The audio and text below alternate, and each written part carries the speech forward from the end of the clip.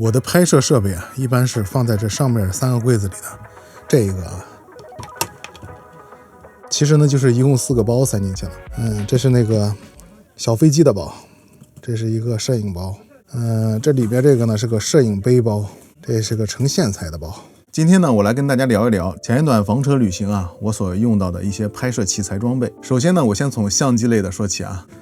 那我手上这台相机呢是索尼的 A7M3 啊，一台全画幅的相机，上面安装的这颗镜头啊是索尼的24105。那么这款相机啊，我说说我的使用频率吧。我在整个上一阶段旅行的时候啊，这款相机呢，我的使用度呢大概也就在10%吧，啊，10%左右，应该有可能还不到啊。那么我在西藏的时候啊，在风景特别棒的一些垭口啊，我一般会使用到它。在夜晚和暗光下的时候啊，它的画质表现也是非常不错的。使用它呢，你的视频呢会非常的清晰，而且噪点呢也非常的小。你比如说有一期我在青海一个大草原上拍摄的星空画面呢，就是用这款 A7M3 来拍摄完成的。但是当时拍摄的不是这款镜头啊，因为这款镜头啊，它的拍摄最广的焦段呢是24毫米。你像我们在拍摄风光啊，尤其是星空摄影的时候啊，更广的焦段呢可以让我们拍到更多的画面嘛。所以说当时我来拍摄星空的时候呢，是使用了这个机身A7M3 的这个相机，然后搭载呢是现在正在拍摄我的这颗镜头201.8。那么这一颗呀24105的镜头啊，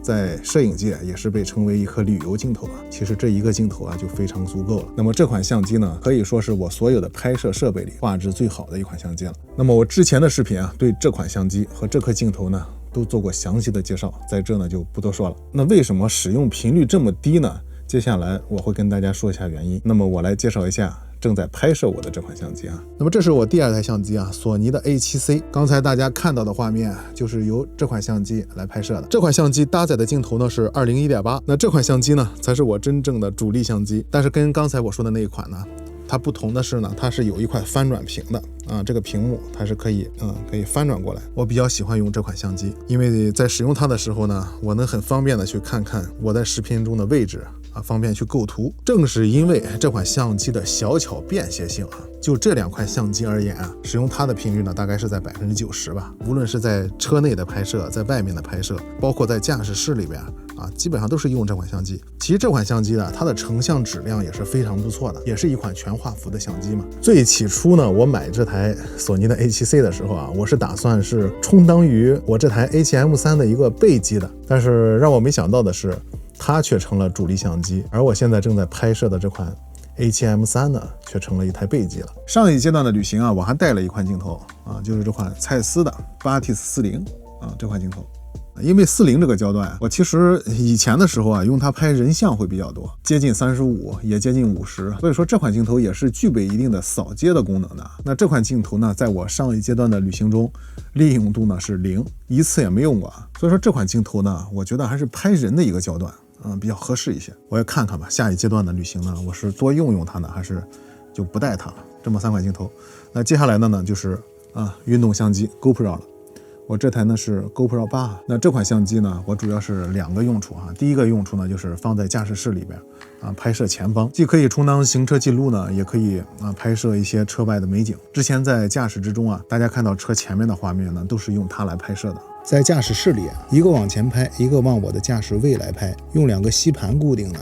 往前拍的呢是 GoPro， 作为行车记录来使用。那用于驾驶位来拍摄的呢是索尼的 A7C， 镜头呢是201.8，用这样2个吸盘固定在前挡风玻璃上。这个吸盘呀也非常的方便啊。一般 GoPro 的机位我是不动的，但是相机的机位呢，我有时候会做一些调整。那我每当到了一个驻车地的时候啊，出门的时候啊，去拍摄一些日常人文的时候呢，很多第一人称的视角呢，我会选择用这台 GoPro 来进行拍摄。那 GoPro 的增稳效果那就更不用说了，它的稳定效果是最好的，而且呢也是防水的平常呢拍摄方法就是2种第一种呢是用这个配件戴在脖子上的一个配件，然后呢这有一个磁吸的套件，这么一扣一拧就可以了。这样我在外面呢，我可以解放双手。你比如说出去买东西跟人交谈一边走遛狗我基本上都会用这个。那还有一种呢，就是最简单了就是手持嘛手持着拿着这个 GoPro 去扫街。当然了，还有一个它的一个手柄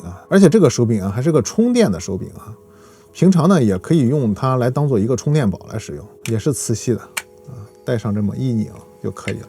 下面带个小三脚架的，平常呢可以支在桌子上支在哪的，在外面的时候也可以支在地下来进行拍摄。那还有一个呢利用度非常大的，那就是手机了。我这款手机呢是 iPhone 13 Pro。你像平常我外出的一些扫街买东西这些日常这两个我基本上是一半一半吧。有时候呢我会带着它，有时候图方便运动相机我就不带了，就直接用手机来拍摄了。而且我手机的利用度我觉得还是挺大的。那平常我用手机来拍摄的时候，我是没有给它配置稳定器的就是单独用手机来拍摄。我认为我目前使用的这款苹果的手机自带的这个稳定效果还是非常不错的。几乎用它拍摄的所有的内容我后期呢都没有去单独给它去做增稳，本身的增稳效果就非常不错了。所以说这也是我为什么特别喜欢用手机来记录的一个原因。这4台拍摄设备来讲我手上的这个手机和 GoPro， 包括正在拍摄我的 A7C， 这3台拍摄设备是我上一段旅行之中使用频率最多的。车内的话我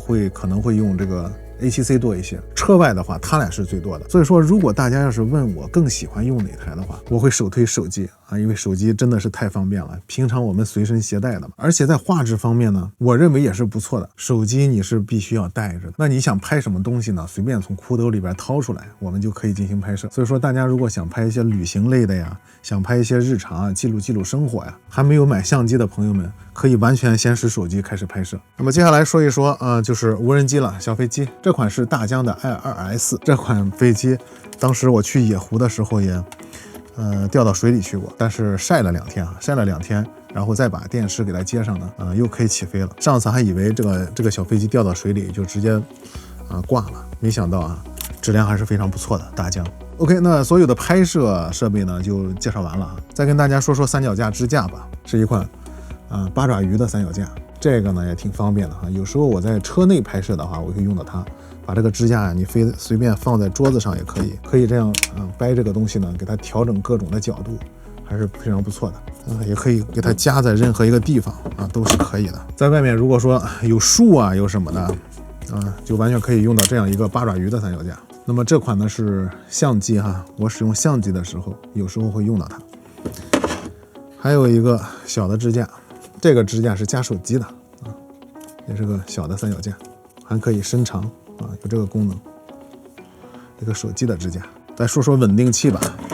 稳定器呢是智云的 V 标 S， 但是这款稳定器我几乎是利用度也是0，上一次旅行中基本上没怎么用它。这款稳定器呢是用来稳定相机的嘛基本上就是搭配它来用的A7M3。因为 A7M3 这台相机呢我的使用度就不高所以说呢这款稳定器呢我也没怎么用，有时候还是觉得有点麻烦多这么一个步骤。你像正在拍摄我的这款 A7C 那这款相机呢它是带有陀螺仪稳定的，如果不用三脚架的话我一般就直接手持去拍摄，我会通过官方的有个陀螺仪的软件来做一个后期的稳定，那个效果还是非常不错的。所以说 A7C 是基本上用不到。那 A7M3 呢它是不具备这个陀螺仪稳定的效果的，一般都是用在剪辑的时候通过剪辑软件给它做一下后期的增稳，效果呢虽然说没有它更加稳定，但是呢基本上画面还是可以看的。所以说在第2阶段的旅行之中这个稳定器还带不带我也是再考虑考虑吧。说完三脚架咱再来说一说收声设备